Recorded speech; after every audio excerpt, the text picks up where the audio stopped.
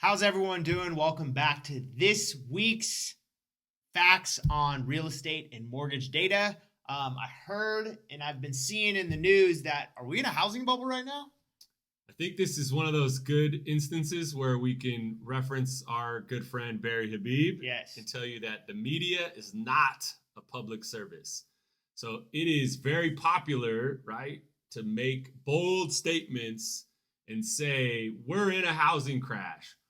Here's what is true. Housing activity is down, and housing activity is at its lowest point since 2008. Mm-hmm. And we know what happened in 2008. That was the largest housing crash that we saw. But here's why this is different than 2008. Tell us.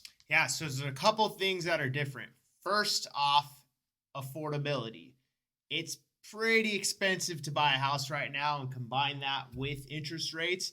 A lot of people don't really have the ability to take on the monthly payment that buying a new house currently takes. But the other major thing and the biggest difference between today and 2008 is inventory. So data came out for last month. Right now, we have 1 million homes on the market, and that million homes includes pending home sales as well, which I think is about 44%. So when you look at the numbers, there's just not very many homes available. Yeah, in 2008, to draw that equivalent, there was about 4.5 to 5 million, depending on that time frame that you're going to look at, right? So to your point about affordability, we saw interest rates increase at the highest point they've ever gone in the shortest period of time. And what did home prices do? Pretty much stayed the same or went up, right? So if the home price stays the same and the interest rate goes up, that's going to challenge the affordability, right? So coming from somebody who was in the mortgage business in 2008, I can tell you it is definitely a different market. You had so many homes for sale, and you had people essentially making the decision to either walk away from their home or stop paying their mortgage because they didn't believe that their home was worth what it was worth when they bought it, right? And so they're making the decision. I was telling Jack a story. I had people calling me saying, hey, the house across the street from me is for sale for $300,000 less than I owe on my house. Here's what I'm going to do. I'm going to stop making my mortgage payment for a year, save up enough money, right? Use my mom's name or my sister's name or somebody else's name to buy that house, and I'll have this much of a cheaper house in payment and everything else and be ready when it recovers, right? Is somebody going to do that in this market today? Absolutely not. Right? Most definitely not. Why not? Well, one, there's an exorbitant amount of equity right now. So that's probably the main difference between today and you mentioned people being underwater, their house being less than the mortgage that they still owe.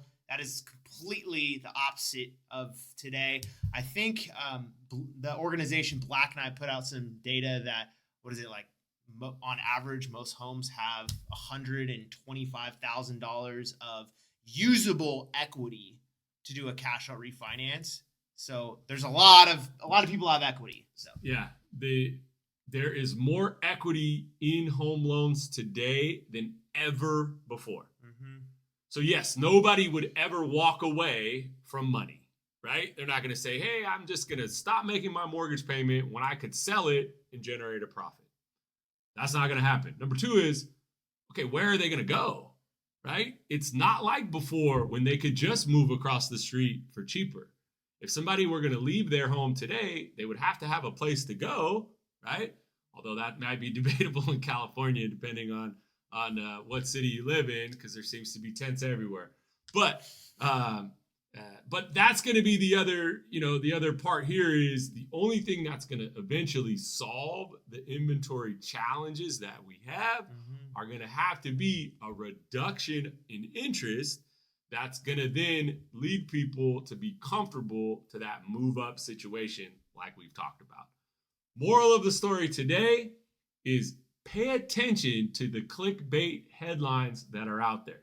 They're there to draw attention and to capture and live on the fear that somebody might have about the housing market.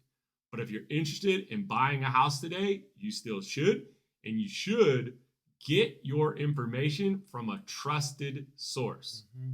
We like to consider ourselves a trusted source. So pay attention. Every week, we'll put out more information for you to follow.